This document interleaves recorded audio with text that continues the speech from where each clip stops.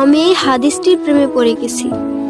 আপনি যখন নীরবে ঘরে বসে কান্না করেন, আল্লাহ তখন ফেরেশতাগণদের উদ্দেশ্য করে বলেন, কোন জিনিস আমার এই বান্দার চোখে পানি আনলো?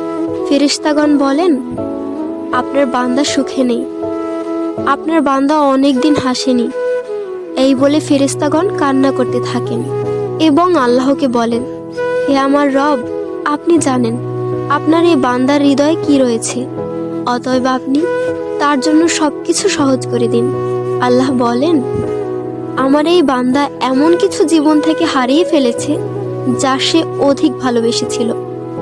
অতএব আল্লাহ বলেন, আমি শপথ করছি, আমার বান্দা তার জীবন থেকে যা হারিয়েছে এর চেয়ে উত্তম জিনিস তাকে এনে দেব, যা দেখে দুনিয়া ও আখিরাতের সবাই বিস্মিত হবে।